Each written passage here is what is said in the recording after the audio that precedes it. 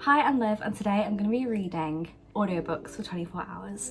So as much as this is a 24-hour book video, by the way, I'm not doing 24 hours straight. I'm going to do like 24 hours in total. And I've got books lined up and I've worked it out for like the perfect amount of time. So I've got 3 books I'm going to get through. I really wanted to read. I have recently kind of got into audiobooks. I've read 2 audiobooks before, and that is Powerless by Lauren Roberts, which I alternated between the book and the audiobook. And I've also read The Unhoneymooners by Lauren... Who wrote The Unhoneymooners? Whoever wrote Love and Other Words, that's who wrote The Unhoneymooners. I really like that book, it's really good, and I really enjoyed the audiobook. The books I've chosen to read are Killjoy, which is by Holly Jackson, and it is the 4th installment of the Good Girls Guide to Murder series, and this is a prequel. So this book takes place in the same place, it's still with Pip, and this is before everything in the series has happened, and we're watching her take part in a murder mystery night with her friends, and it's just quite fun and quite light-hearted really. So that one I'm using the app BookBeats, which is a audio book subscription service, but I managed to get a free trial for that for, I think it's like 2 months, but I get in total like 40 hours of reading. So that's the first book I wanted to read, and I have actually started that one, so we'll talk about that in a second. The second book is The 7 Husbands of Evelyn Hugo, because I've just been interested in that book, but it's never really pulled my attention. But loads of people said that the ending is a big plot twist, and all these books, by the way, I don't own. That's why I'm reading them on here, because it's free. It's a free trial. I'm really excited with that one. I'm very interested, but that one says it's going to take about 10-ish hours. So I am interested, but I'm unsure. I haven't heard loads of stuff that interests me about it, really. I've just heard people say there's a plot twist, and that's all I've learned. But the back doesn't interest me, but the fact that people are saying it's so good has interested me, so that's why I'm reading that one. And the last one is 10 Things That Never Happened, but that one's by Alexis Hall, and that book is set in the same universe as Boyfriend Material. So Killjoy, I have started Killjoy, and I am an hour into that book. I'm 50% through. It is a little novella, so it's about 100-ish pages, and it's good so far. I'd say as of right now I am enjoying it. I'd probably give it a 3.75. It's nothing crazy, it's just, I'd say it's a palate cleanser really. It's just a nice little novella, and obviously because I've read all the other books in the series, it's just quite nostalgic, some of the people that are getting brought up. So this book is a murder mystery, and it's a game, like it's not an actual murder. So there is a murder mystery night that they're doing as friends, like you do sometimes, and they're all pretending to be different people. Pip has never really done a murder mystery before. She never really looked into it. She loves true crime podcasts, but she's never done anything like this. And they're all reenacting this stuff, and they've got little cue cards which tell them what each character is. Each character gets information on what that character is and what stuff they've done, any secrets that they have. The narrator for Killjoy is really good. I think she's honestly amazing. Her voice is so engaging, and the way that she tells this story is just, I'm so into it. She also is really good at doing the accents for all the characters, so I feel like one of the things that can make or break an audiobook is the accents for definite, but also the accents when it comes to the other characters. My first update on what I think of audiobooks, I am really enjoying, because as much as I'm obviously reading this book and I'm obviously taking all this information, I can do other stuff. Like I can go around the house and finish things, I can do my work, I can go on Sims for a bit. I'm listening, but I'm also I can do other stuff. Defo time for a teeny tiny update. So I have just finished Killjoy, and it has taken me a grand total of 2 hours. On the actual Beat something app, it said it was going to take 2 hours 59 minutes, and it's taking like 2 hours 10 minutes. So I have a feeling that I'm going to get through these books before the 24 hours hopefully, because altogether online it does say it's going to take 25 hours in total, adding up all the online advised amount of time it's going to take through these audiobooks. But this is going to take me under 25, so it's going to take me like 24-ish, so hopefully so that's really good. Killjoy, I really enjoyed that book. At first I was thinking, oh, the stakes are not that high, like am I really going to enjoy this? Maybe like 3.75 stars, it's not too high stakes, blah blah blah. I gave it a 4.5 overall. A 3.75 to a 4.5. That is an amazing jump. And the reason behind this is I felt so many things reading this book. So obviously we know Pip, we know very well, and we know how her mind works, and we know how invested she gets into murder cases. And this book, we see her go from not really caring about murder cases or anything, not really being bothered about finding out the truth, to all of a sudden becoming so invested in finding out the truth behind things. And I loved that. We saw like the making of her obsession. We also ended up seeing like how she came up with the idea to pick Sol Singh's case and Andy Bell's case as her essay question, her project. And I didn't expect to find out like the reasoning. Seeing her really like lose it over wanting to know the truth, really getting so invested in this murder mystery was great, because you thought, and I did think, I found myself saying out loud, like, why are you so invested? It's just a game. But the more I thought about it, the more I was like, of course she's invested, because she gets so attached with wanting to know the reason, wanting to know for definite why. Why is it that easy? Why has this happened? Why has that happened? Who was there? What was going on? And I just loved that. I really loved seeing like this sort of unhinged Pip, seeing the first time that Pip really got obsessed with the case and got her teeth into it. We also saw a lot more of the friend dynamic. We see a lot of Anne and Lauren and stuff in the other books and like turn into like not really nice characters, and in this book we saw like who they were before all that. And we saw a bit of that in A Go-Go's Guide to Murder, the first book, but we saw a lot of it in this one because it's just the friends. We also saw loads of links to the first book, like we saw Kara's dad, we saw they were all talking about Sol Singh being a murderer, they saw Ravi crossing the road. My opinion on audiobooks, my second opinion, is I absolutely love the fact that I cannot ruin the book for myself. So by that I mean, the lighting was completely changed by the way, I'm so sorry. By that I mean, I have a habit, and I know other book people have the same habit, of skimming on and reading a book that's like reading a section that's later on in the page. So like something will start to happen and you'll like glance down to the bottom of the page and ruin it for yourself. You can't do that with audiobooks. Like you just gotta sit there and take it. Sit there and wait. You cannot spoil it for yourself, and I loved that. I also think the narrator was perfect. She was brilliant. 5 out of 5 for the narrator. Brilliant narrator. Best one I've listened to ever. I started my next book. I'm actually quite a good chunk into it. So total hours we've got right now, I think it's 4 hours and 40 minutes. We've done really well today. And I've started Evelyn Hugo, and this book, I'm really enjoying it. It's nothing like I've read before, like in all honesty, it's literally nothing like I've read before. And by that I mean, let's explain it.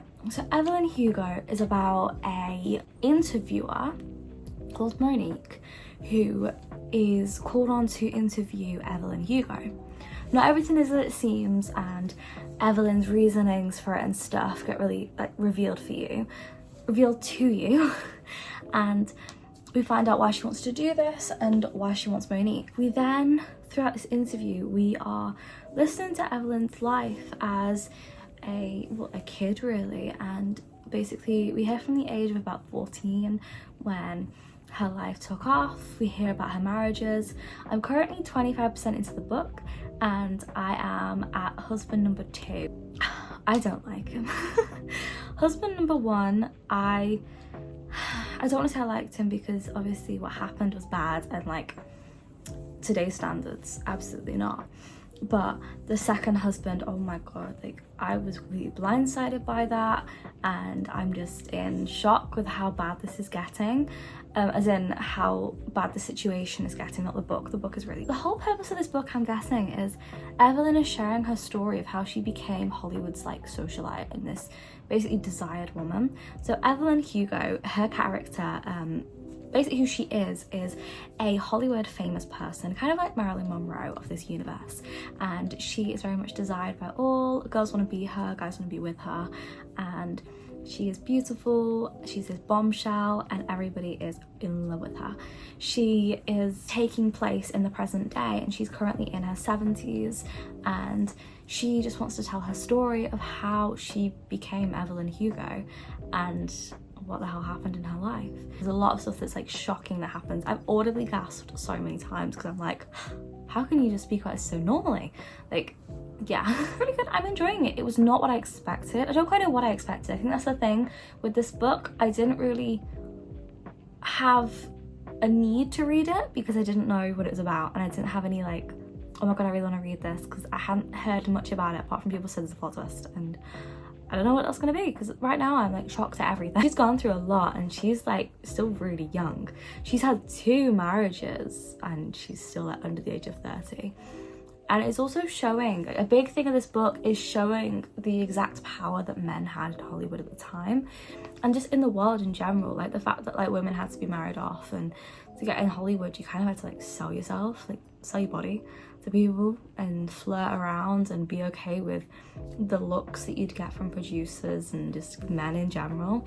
Okay, it's the next day and it is currently 20 to 1 and I am a good chunk into Evelyn Hugo, and this book doesn't get explained in the correct way in my opinion. When I see people hyping this book up, none of what's in this book is ever spoken about, which I'm very glad, because I've gone in completely blind and it is a complete shock everything's happening. So let's chat about it. I am a grand total of 70% through this book, which is actually insane. Really enjoying it. I'm really finding myself just getting so immersed into it. Whenever I put it down, I'm like, oh god, I want to pick the book back up again. I'm so into it. And I have a really important grand total of 8 hours and 30 minutes of this challenge, which I think is amazing. It says that I have 3 hours 40 minutes left of this book. However, I don't know how long exactly I will have left of this book, because it says 3 hours 40 minutes, but I think it'll probably be about 3 hours 20 minutes. So I don't actually remember where I left off. I don't remember where I finished explaining what was happening. I think I said like it was definitely a serious book and we're seeing the realities of life in Hollywood, but I'm gonna just catch up on like the main topics in this book without spoiling anything. So this book mainly shows Evelyn's, it's like an autobiography of Evelyn's life. She's basically explaining her life and everything that happened and all the raw truths of it. So we see Hollywood and what it was really like back in the day, like the 50s and 60s mainly. Right now we're just leaving the 60s, and we see Hollywood, as I said, the culture of the 50s and 60s, what was acceptable, what wasn't, what was normal, how the tabloids worked, how the paparazzi worked. And we've seen a lot on women's rights, a hell of a lot on literally the limited rights that we had of basically you couldn't live and that's about it. We've seen the reality of what it means to be a wife to a husband and your role in life. And her character is so many layers, and she's so clever. She's learned how to play the game. She has learned what she needs to do in Hollywood and what she can't do in Hollywood, what she needs to keep secret and what she has to put out there. She's learned how to use her body as a way to get her things in life that men just get handed to them, and she's learned everything as she's gone along. No one's taught her anything. She's just had to figure it out as she goes. One of my favourite characters, I think my favourite character actually in this book, is Harry. I adore Harry. Harry is one of her friends at this point, and I love how they met and his secret coming out and everything to do with that. And I just love their dynamic, this like friendship they have going on, and they truly care about each other, but it is in such a platonic friendship way. And I just love how bantery them two are and how much they get each other. Like, they've been friends for a long time. Like, they've been friends for like over 10 years, and their banter, their back and forth with each other is hilarious. I really love it. I also love how much is discussed, how much we are told about like newspaper articles. So we've had many times in this book where we have been given like extracts from articles who are like speculating things about Evelyn. So there are like pregnancy rumours or scandal in this marriage, and it's just so interesting to see his insight from like the tabloids perspective when we really know what's happening. I just feel that's so interesting. And the way that it's done in the audiobook is these voices actually sound like people of the time, like giving out like video announcement, so I love that. Evelyn's voice is so captivating as well. I just feel like her voice is just really setting the scene for everything. What else is there to say? It's so hard. This is probably the worst book to try and explain on a camera without spoiling anything, because there are so many aspects I want to talk about, like that are secrets which came out and then become like a massive plotline in the story. And I'd love to talk about them, but it would so spoil the book. I ain't gonna do that because you have to read it. I'm really enjoying it overall. Like, I'm really liking it. I'm really gripped, and the plot is really good. Whenever you think like you know where the plot's going, you don't, and it completely changes. We're nearing the 10-hour mark. I'm over 80% into this book. Oh, we need an update. It's gotten emotional. So we've moved on to Evelyn's 6th husband. Every single husband has had his own flaws, and they've all been very different. So for instance, we had one who was like, her first husband is obviously going to be very different from her 6th husband, like based on the fact that she's like 50 now, and when she had her first husband she was like under the age of 20, so like very different times and things. I'd say that this husband is possibly not my least favourite, because she definitely has had some worse husbands. Like, she's had some terrible husbands in her time, but this one, some of the threats being made, like, I don't like him. He's not the worst she's had, but I really don't like him. I've been like teetering on the edge of emotions throughout this whole book. It's so emotional, it hits so deep as well. Like, it's just, I can't even put it into words, because otherwise like it'll spoil the big shock in it. So I'd rather not spoil that. Even if other TikTokers and even other book talk people and like booktube people have revealed like the secrets, I don't care. I'm not doing that, because I went in completely blind, and I would highly recommend that. But a secret has been revealed. I'm literally on the edge of tears. A secret has been revealed, and it's hit me so hard. Like, I just didn't expect it to be this. I didn't expect this to happen.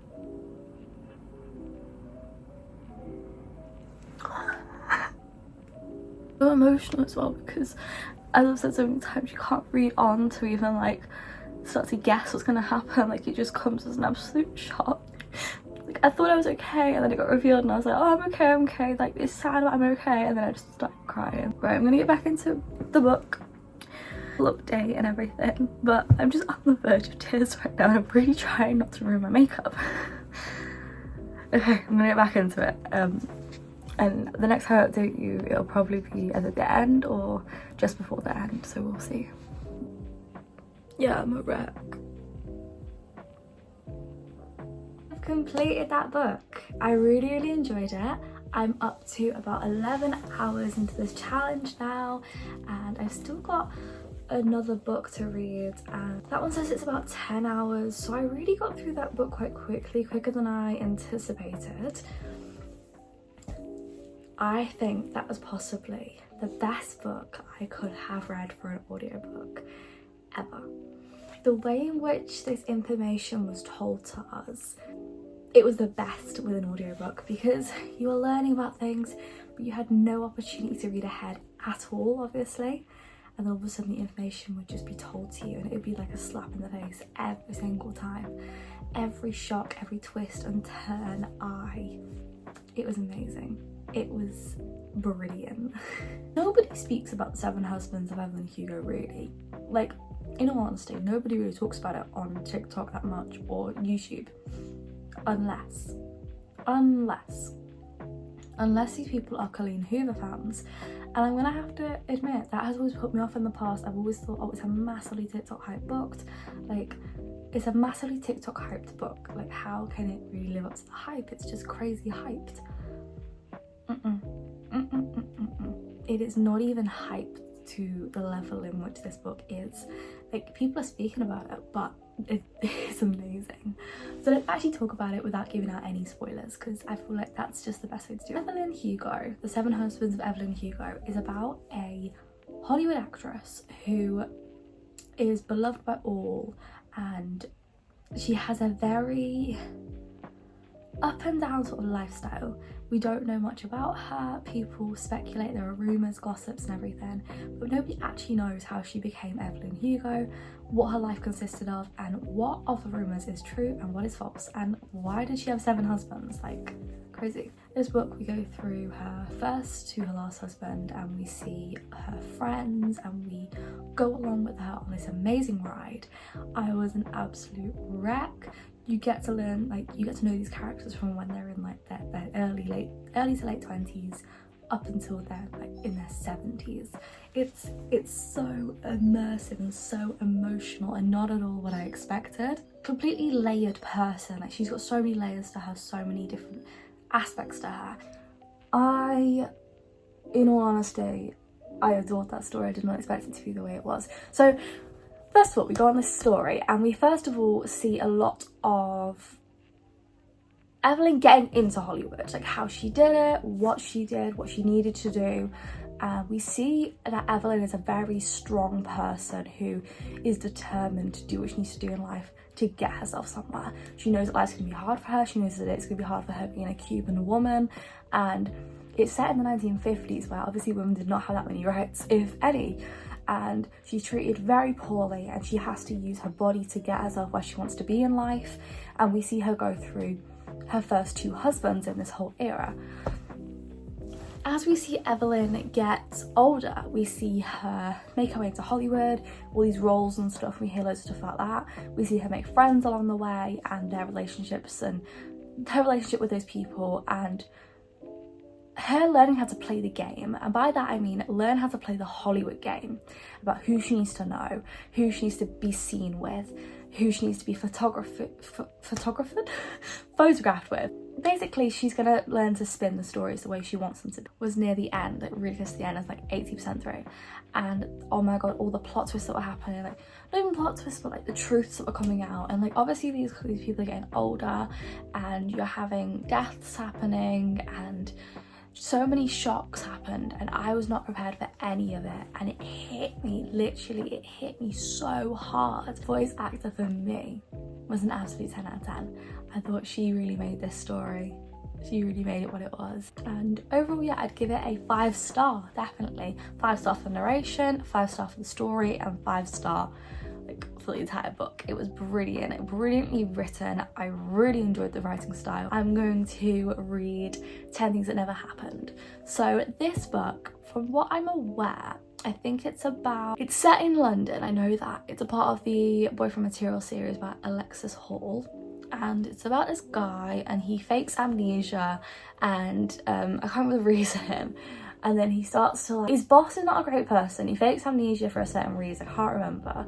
And then when he starts to get to know his boss and he's like starting to actually become like make a friendship with him, he's like, oh wait, I kind of need to come clean about this whole amnesia thing. It's a rom-com and definitely not like serious or anything. It's quite light-hearted, and yeah, I just thought I'd give it a go because it's free. Hello, little update.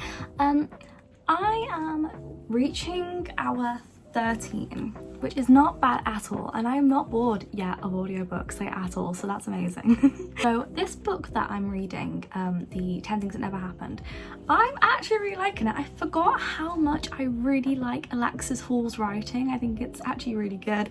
It's very rom-com-y. She does mainly, all I've read from Alexis really is gay romances. So this is another gay LGBT romance and it's really good so far. It's definitely got that humorous vibe to it. The narrator is brilliant. Again, I'm really liking him. I think he's great. So let's talk you through it. I'm 20% through and we've got our main character and he is from Liverpool and he is working in a like mattress shop and it's like a bed and bath shop. I don't really know. And he has been called in to go to the Croydon store, and which is the other, like, it's like a chain shop, like there's multiple of them. So he's been asked to go into the Croydon branch and he has been shouted at by the manager there, told that he needs to like pick up the slack because his workers are rubbish, and he actually got fired and he ends up falling over and knocking himself unconscious and getting a concussion.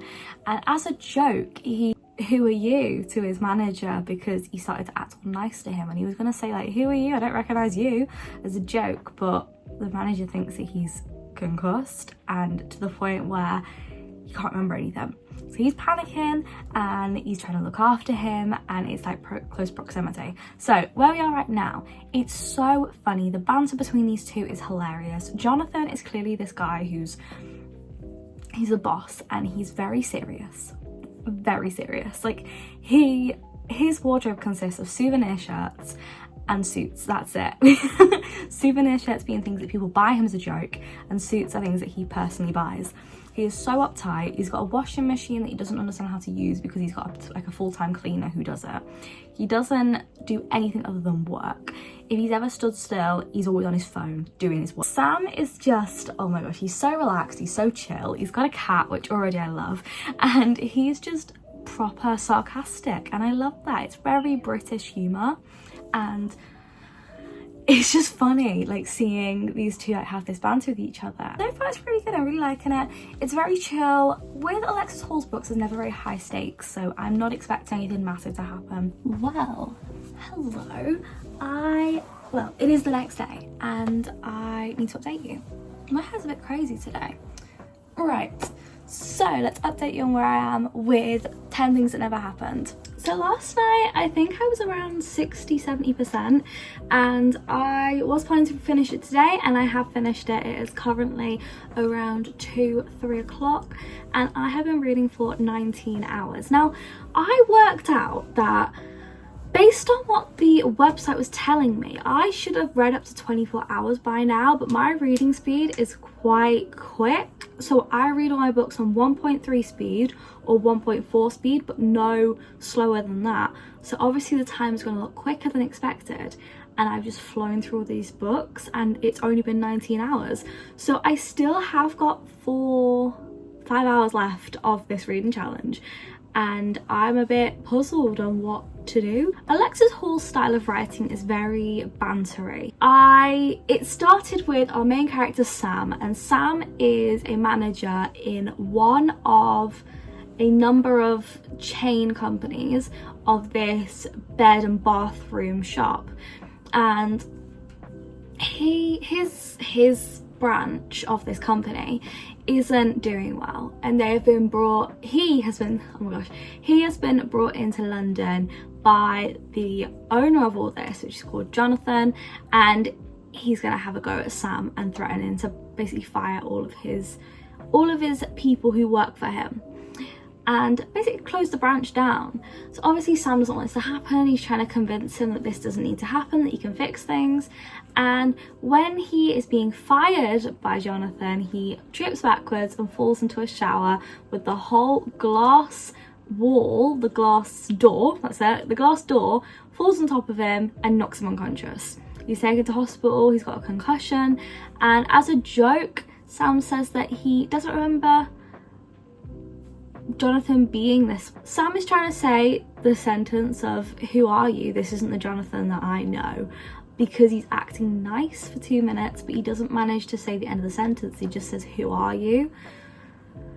Jonathan jumps to conclusions and thinks he's got amnesia, and so the whole book, it's close proximity, and we see Jonathan and Sam be forced to spend time together because Sam has no family. We don't know why until later on the book. This all gets revealed to us, and he has nobody to look out for him basically, and the doctors say he needs to be kept under strict supervision in case anything bad happens to him and he reacts badly to the fall. With only Jonathan really present, he takes the fall and he decides that he's gonna take Sam into his home, and Sam lives with him for a period of time whilst he's recovering. I did like this book, as I said. I think I'm like teetering on the edge of a 4-star, 3.75. It wasn't a bad read at all. I do not think it was good as boyfriend material at all. I think the sparks there were much better, and I just like the relationships more. I also feel like maybe it was because it was done on an audiobook and maybe I wasn't digging the accents as much, but I don't know, I wasn't hooked as much as boyfriend material had me hooked, but I also wasn't hooked as much as Evelyn Hugo or Killjoy, but that is understandable because Evelyn Hugo is a very, very crazy book. I feel like it was a decent plot, but at the same time it was very underwhelming.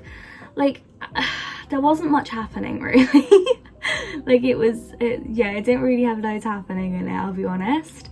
I also feel like Sam's character, I didn't quite like. The most annoying thing about books is when you don't like the main character. Like, how are you going to enjoy the book when the character you're following you don't actually like? He was very much interfering into Jonathan's relationships with his family, his past with his dad, and I was just like, this isn't your place to say anything, mate, because you don't even know him. Like, you're not friends, you haven't known each other ages. He's your boss at the end of the day. And I just felt like a lot of it was a little bit unrealistic with the way that Sam was behaving towards Jonathan. Like, Jonathan is your boss and like, you don't know him, so why are you like taking over his life and trying to mend relationships in his family that you don't really know about? I also felt like Jonathan, to me, his reasonings behind everything made sense. And by this I mean Jonathan's character was very much the corporate guy who, he's very materialistic with gifting things to people, and the way he shows he cares is like paying for his family's expenses. Like, he pays for one of his family members to go to school, and he pays for his parents' mortgage, and that's his way of showing he cares. And Sam was very much like, oh, but that's not a family, that's not, you know, showing that you care, that's just money, you can show you care in other ways. And I'm like, yeah, but this is his way of caring, like, this is his way of showing he cares. It's giving somebody something that they potentially wouldn't be able to have unless Jonathan gave it them. I just felt like a big plot of the story, a big section, was Sam trying to say that Jonathan was acting too posh and trying to bring him down a peg or two to be more like the average person. But Jonathan has worked really hard to get where he is, like money wise, so he likes to treat his family, and that's his way of caring and showing that he appreciates. Overall, I think I'm gonna give it a 3.75. I didn't mind the ending. I thought the ending was cute. I thought that, you know, Sam finally opening up, I really did enjoy. I also liked the way that it all came out, being all like tight, like it all came full circle basically. I did enjoy the banter. The amount of swearing was a little bit excessive, but for the UK, it's pretty typical. We swear all the time. Like, you can't walk down the street in the UK without hearing like the F word, the S word. Like, you can't go down the street without hearing about 10 swear words in about 15 minutes. Like, it's just inevitable. So if you read this book and you're like, oh my god, there's a lot of excessive swearing, for me there wasn't, because based on the places that I live right now, uni and home, there is so much swearing all the time, especially at uni, like, because big city centre, everybody is swearing. Like, it's so common in the UK. I always feel that in America barely anyone swears. Like, when I've been over there, I've barely heard anyone swear. So when I'm back home, it's like everyone's swearing every 5 minutes. I'm like, yeah, that's normal. I know it's not 24 hours, but it's the best I could do. We had a thriller YA, and then we had, it's like a mystery one, like a life biography kind of Evelyn Hugo and her life throughout Hollywood, and it's like an LGBT sort of book. A lot about the rights of gay people, the rights of women, Hollywood lifestyle, the raw realities of being a woman in Hollywood in the 50s, all that stuff. Really, really emotional. And then we had 10 Things That Never Happened, which was a rom-com, a gay rom-com set in England.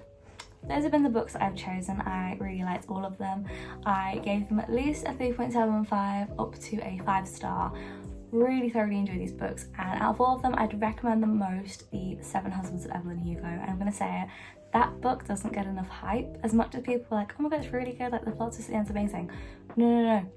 The stuff throughout the book is insane. Like, the actual story is so captivating and so interesting. I can't even put it into words. Really highly recommend. So yeah, hope you have enjoyed. I'll see you soon. Subscribe, like, and do all that stuff. We need to get 700, which is amazing. 700 subscribers, and I'll see you guys soon.